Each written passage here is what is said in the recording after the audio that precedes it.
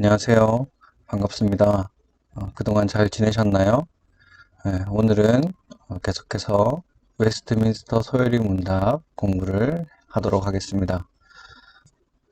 우리가 지난 시간에 하나님에 대해서 배웠습니다. 하나님 자체에 대해서 Who is God? 이라는 질문을 통해서 하나님이 어떤 분이신지 배웠는데, 하나님은 영이시고 그 존재하심과 지혜와 권능과 거룩하심과 공의와 선하심과 진실하심이 무한하시고 영원하시며 변함이 없으신 분이라는 사실을 우리가 배웠습니다. 그리고 오직 살아계시고 참되신 하나님은 한 분뿐이시며 삼위일체 하나님이심을 우리가 배웠습니다. 이렇게 하나님에 대해서 지난 시간 배웠는데 아마 조금 어려웠을 것이라 생각이 됩니다. 그래도 우리가 믿는 하나님이 어떤 분이신지 바로 알고 또 바로 믿어야 하기 때문에 이것을 아는 것이 중요합니다. 오늘은 지난 시간에 이어서 우리가 하나님을 더 잘 알기 위해 하나님의 작정에 대해서 배우도록 하겠습니다.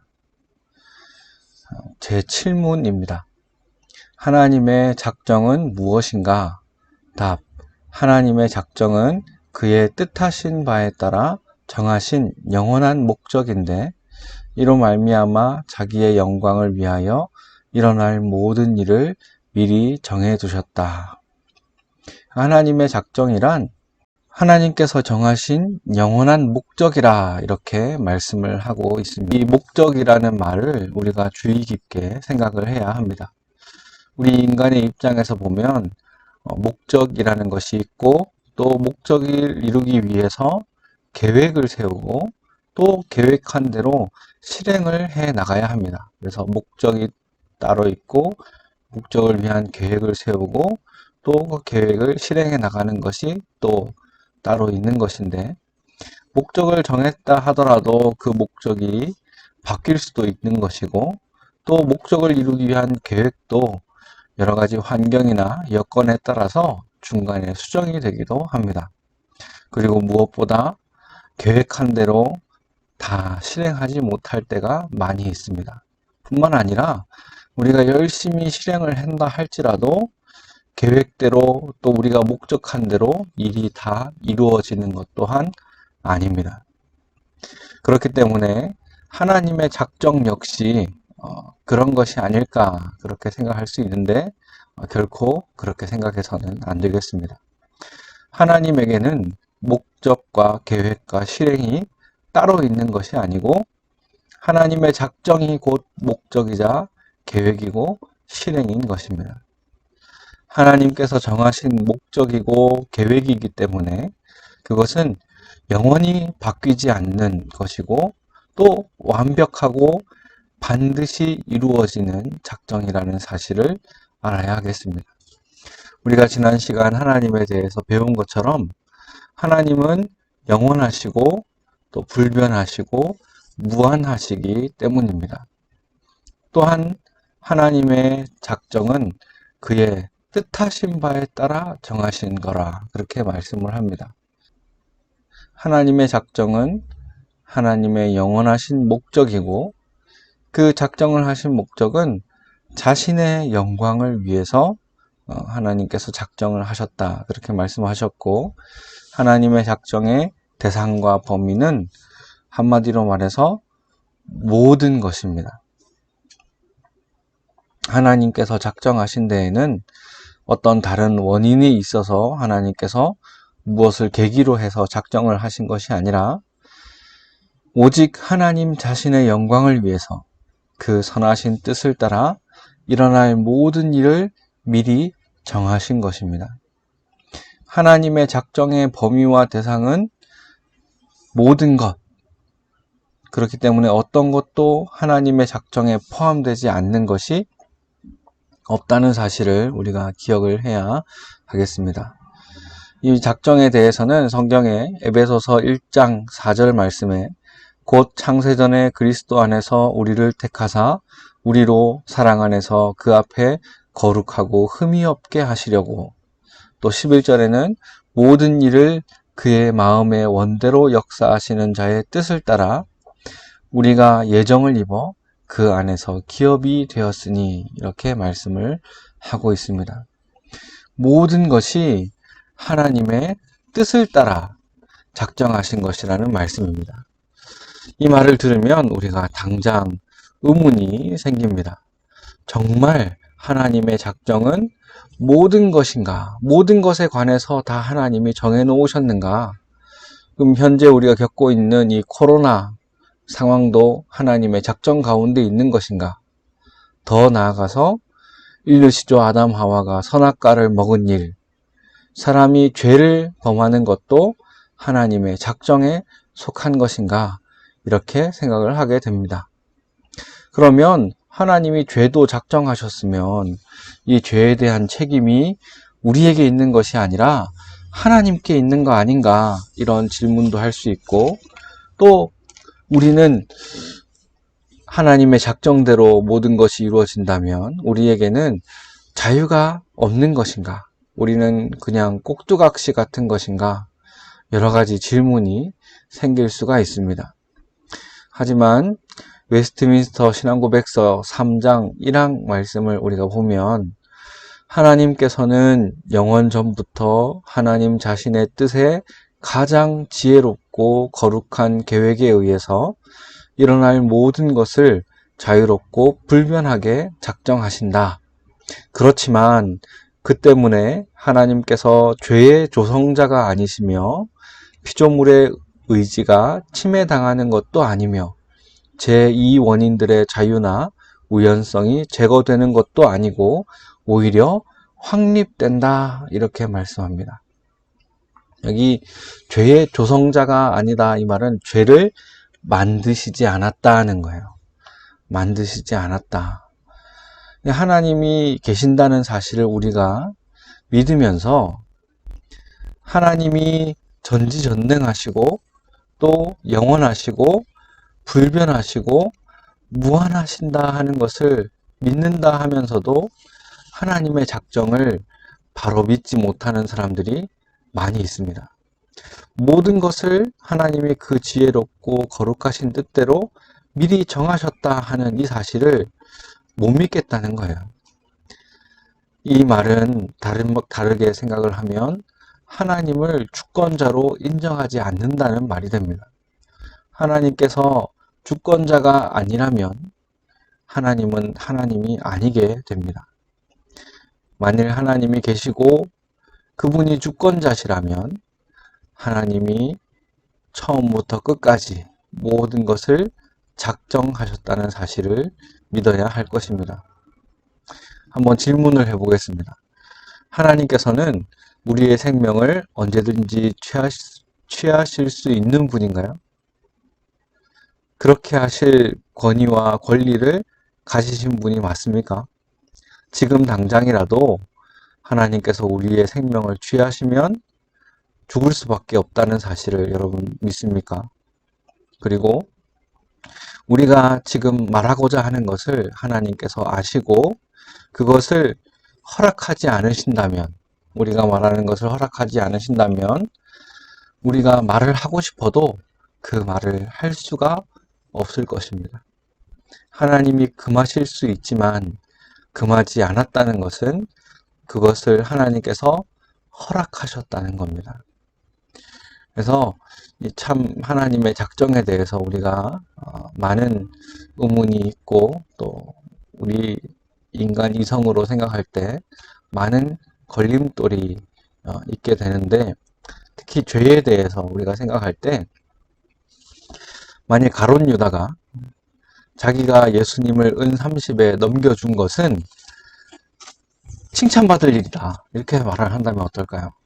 내가 예수님을 넘겨주지 않았다면 예수님이 십자가에 못 박혀 죽으시지 않았을 것이고, 그러면 그 구원의 일이 일어나지 않았을 거다. 그러니 나는 죄인으로 책망받을 것이 아니라 오히려 칭찬받아야 된다.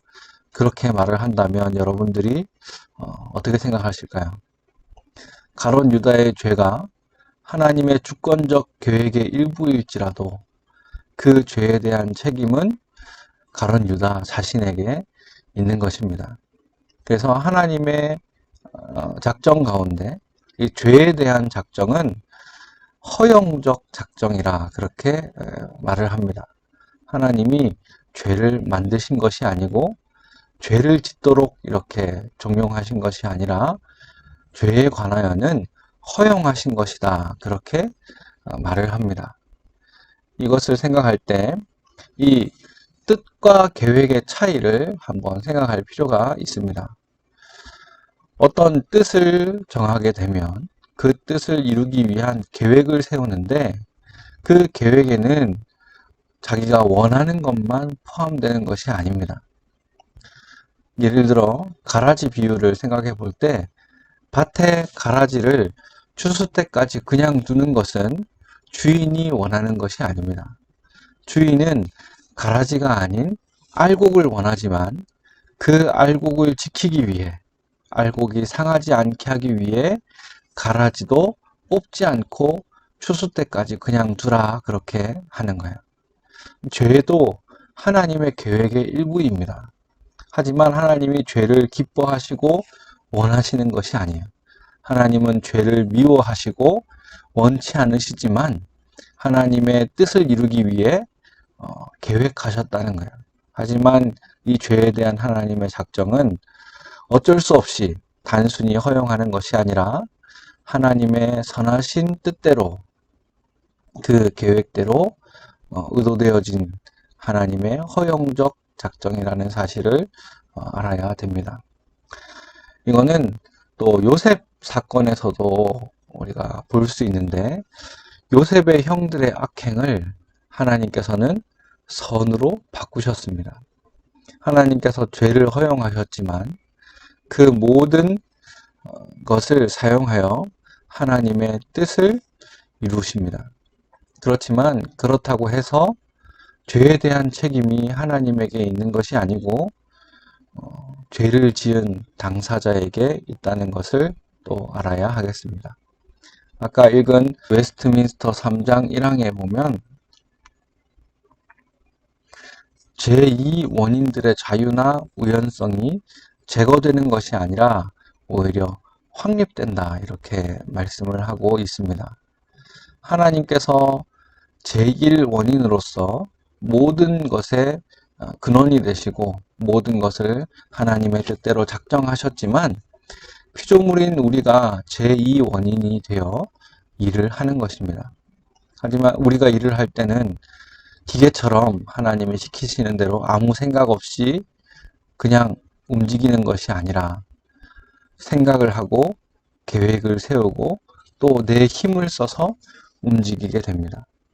하나님께서는 모든 피조물들에게 자신의 능력과 주권을 행사하십니다. 또한 우리도 실제적으로 어떤 일을 할 때에 힘을 선택하고 발휘하는데 능동적으로 관계를 갖게 됩니다. 그래서 하나님의 작정과 우리의 자유의지는 상충되는 것이 아니에요. 오히려 우리의 자유가 더 확립된다. 그렇게 말씀을 합니다. 우리의 삶은 어떤 운명이나 우연 등의 이런 맹목적인 힘에 달려 있는 것이 아니고 하나님 아버지의 손에 달려 있는 것입니다. 하나님의 목적과 뜻이 지금도 이루어지고 있습니다. 하나님의 주권하심과 하나님의 선하심을 믿는다면 하나님의 인도하심을 따라 그 뜻을 찾아 순종하기 위해 힘쓰는 우리가 되는 것이 당연한 일일 것입니다. 이 하나님의 작정과 우리의 자유는 함께 할 수 없다 이렇게 생각할 수 있는데 그렇지 않다는 사실을 우리가 기억을 해야 하겠습니다.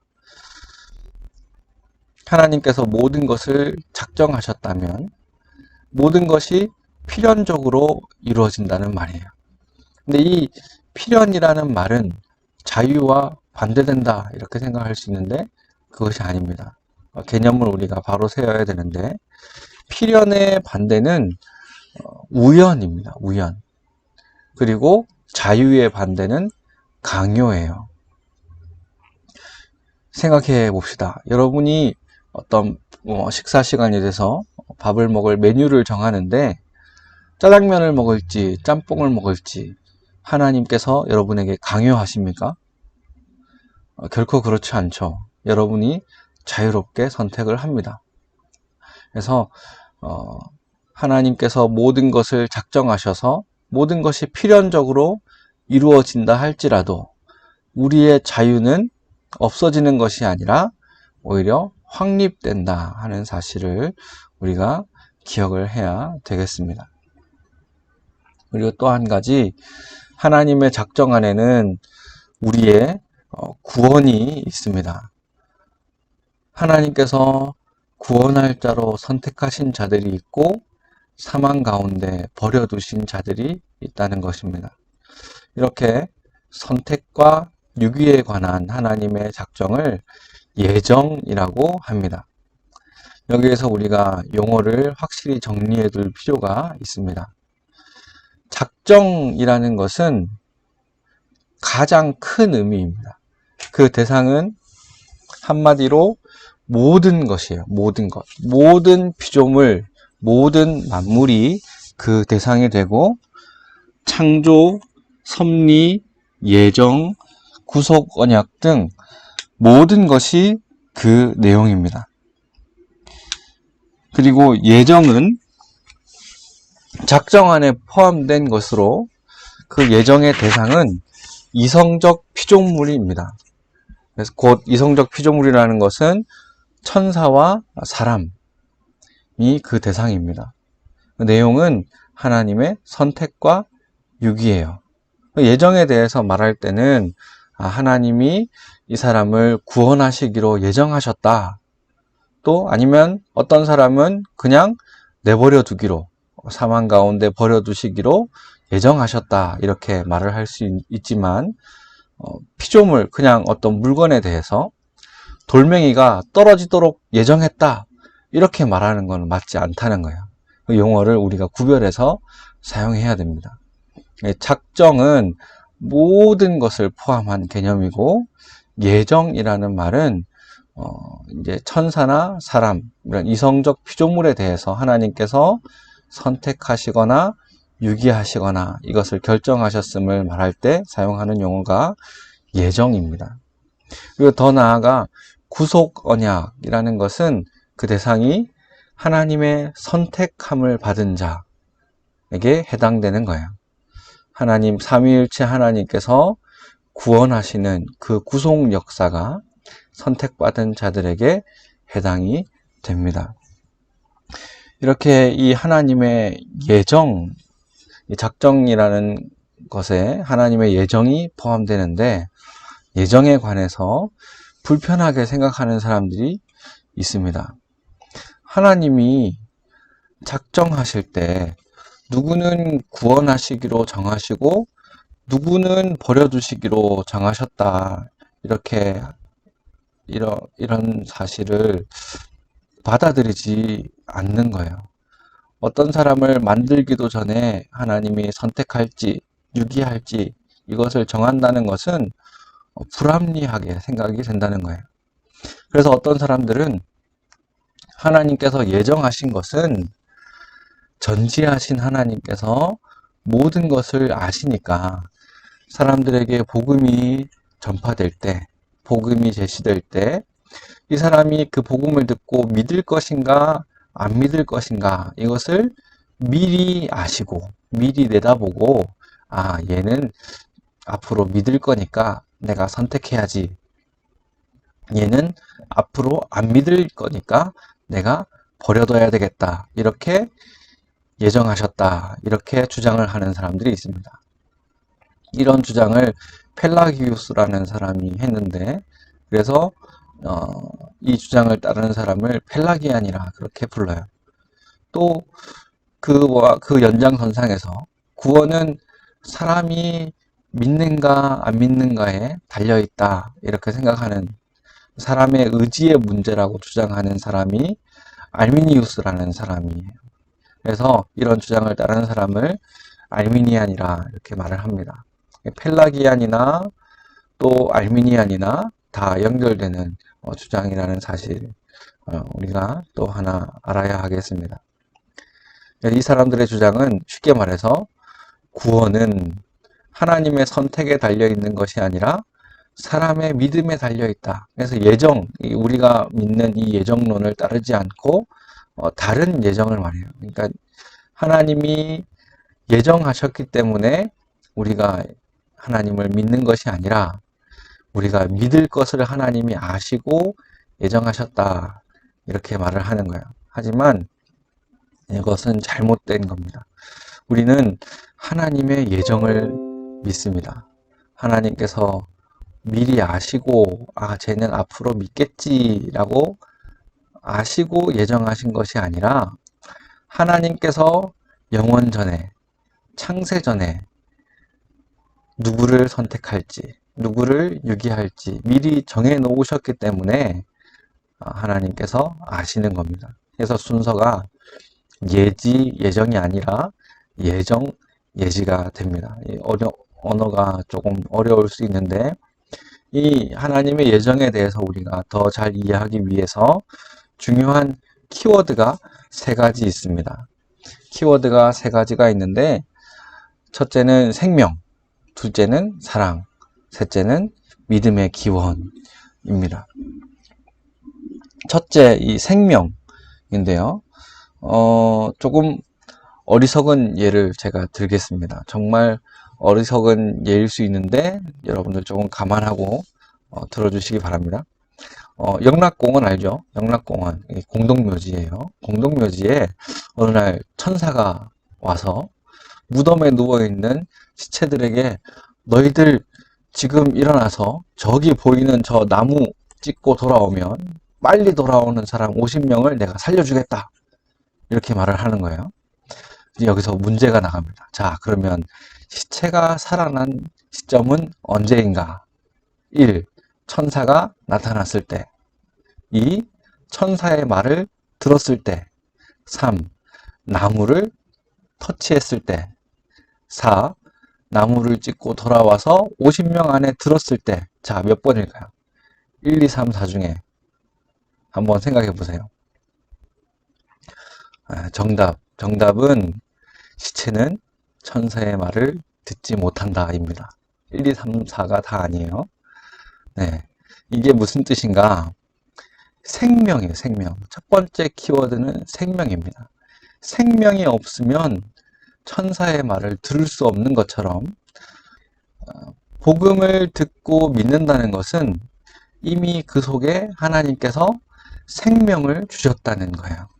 타락한 인간은 영적인 사망 상태에 있기 때문에 하나님께서 생명을 주시지 않으면 복음을 들을 수가 없습니다. 그렇기 때문에 인간이 자신의 의지로 믿을지 믿지 않을지 선택을 해서 구원을 얻는다는 것은 맞지 않는다는 거예요. 여러분 중에 혹시 자기 생일을 자기가 선택해서 태어난 사람 있습니까? 아무도 없을 거예요. 세상에 태어나는 것도 내 마음대로 못하는 일인데 이 영적인 생명을 얻는 것도 마찬가지입니다. 내가 얻고 안 얻고 하는 것이 아니라 내가 얻고 싶다고 해서 얻을 수 있는 것이 아니라 하나님께서 주셔야만 얻을 수 있는 거예요. 이 생명이라는 것은 있고 없고의 문제이지 선택의 문제가 아니라는 거예요. 그래서 이 예정에서 우리가 구원을 얻는 것은 내가 믿고 안 믿고 나의 선택의 문제가 아니라 하나님께서 우리에게 생명을 주시고 안 주시고 이 생명이 있는가 없는가에 관한 문제라는 겁니다. 그래서 하나님이 작정하신 가운데 생명을 주시기로 정하신 자들이 선택받은 자들이고 생명을 주시지 않고 그냥 내버려 두는 자들이 유기의 대상이 되는 겁니다. 그래서 첫 번째 키워드는 생명이었어요. 두 번째 키워드는 사랑입니다. 사랑. 사랑. 이게 무슨 말인가? 하나님의 사랑이에요. 하나님이 정말 우리를 사랑하신다면 어떤 방법으로 우리를 구원하시겠는가? 이거예요. 알미니안이 믿는 하나님은 어떤 하나님인가? 하나님을 믿었으면 좋겠는데 사람이 하나님을 믿지 않으면 어찌할 수 없는 거예요. 하나님도. 야, 저 녀석 저거 나를 믿어야 할 텐데 하지만 복음을 전하도록 이렇게 복음을 듣도록 해주시지만 마음을 졸이는 거야. 제가 믿을까 안 믿을까? 사람이 안 믿으면 하나님도 어쩔 수 없는 어찌하지 못하는 그런 하나님이 되고 맙니다. 우리가 믿는 우리 개혁주의가 믿는 하나님은 자신이 구원하시기로 작정한 사람은 안 믿으려고 발버둥을 쳐도 그 사람의 목을 비틀어서라도 믿게끔 하는 구원하시는 그런 하나님이십니다. 자, 어떤 하나님이 정말 사랑의 하나님처럼 느껴집니까? 구원을 하지 못해서 사람의 선택에 따라서 어찌할 수 없는 하나님이 우리를 사랑하시는 겁니까? 아니면 우리 목을 비틀어서라도 억지로 끌어당겨서라도 하나님을 믿도록 해서 구원하시는 분이 사랑의 하나님입니까? 하나님의 사랑, 또 예수님께서 십자가상에서 다 이루었다 하신 그 말씀, 그 뜻이 무엇인가? 그 의미가 무엇인가? 알미니안들은 다 이루었다는 말은 예수님께서 구원의 가능성을 열어뒀다는 거야. 우리가 구원을 얻을 수 있는 가능성이 생긴 거라 이렇게 생각을 하고요. 우리는 정말 그때 우리의 구원이 완성된 것이다 이렇게 생각을 합니다. 우리 인간 입장에서도 구원의 결정이 자신에게 있다면 확신을 갖지 못할 겁니다. 하루하루 늘 불안한 가운데 내가 정말 구원받을 수 있을까? 천국 갈 수 있을까? 걱정하며 불안해하며 지낼 수밖에 없을 거예요. 하지만 하나님께 달린 거라면 하나님의 사랑을 믿고 담대히 살아갈 수 있습니다. 그 누구도 그 무엇도 우리를 하나님의 사랑에서 끊을 수 없습니다. 그래서 하나님의 사랑을 생각한다면 하나님의 예정을 우리가 바로 믿을 수 있습니다. 그리고 세 번째 키워드는 뭔가? 세 번째는 믿음의 기원입니다. 우리 믿음의 기원이 무엇인가? 우리 믿음이 하나님의 선택의 원인이 되는가? 아니면 하나님이 우리를 선택하신 결과가 우리의 믿음인가? 이 말이에요. 말이 좀 어렵죠? 다시 다른 말로 하면 내가 믿기 때문에 하나님이 나를 선택하신 것인가? 아니면 하나님이 선택하셨기 때문에 내가 믿는 것인가? 이거예요. 믿음의 기원은 나에게 있는 것이 아니라 하나님의 선택에 있는 것입니다. 그래서 믿음을 하나님의 선물이라 이렇게 말하는 거예요. 오늘 하나님의 작정에 대해서 함께 배웠는데 이 하나님의 작정, 여러분들 많은 질문들이 생길 수 있을 겁니다. 하나님의 작정을 설명하려면 정말 많은 말로 더 복잡하게 설명할 수도 있을 텐데 너무 많은 내용을 이 시간에 하게 되면 여러분들 머리가 더 복잡해지고 아파올 겁니다. 이미 너무 복잡하다 모르겠다 이렇게 생각하는 사람도 있을 수 있을 거예요. 기억할 것은 하나님께서 그의 선하시고 기뻐하시는 뜻을 따라 그 지혜와 능력으로 자기의 영광을 위하여 일어날 모든 일을 미리 정하셨다는 사실입니다. 하나님의 작정은 모든 것을 포함하고 반드시 이루어진다는 사실을 우리가 믿어야 하겠습니다. 그러면 하나님께서는 자신의 작정을 어떻게 이루시는가? 그것은 제8문에 나와 있습니다. 하나님께서 그의 작정을 어떻게 이루십니까? 답, 하나님께서는 창조하시고 섭리하시는 일을 통해 자기의 작정을 이루십니다. 이렇게 대답을 합니다. 하나님께서 작정하신 대로 그 뜻을 이루기 위해 모든 것을 창조하시고 또 섭리하십니다. 이 창조와 섭리에 대해서 이어지는 구문부터 우리가 배우게 될 텐데, 이것은 다음 시간에 이어서 공부하도록 하겠습니다. 네, 오늘 공부는 이것으로 마치겠습니다. 감사합니다.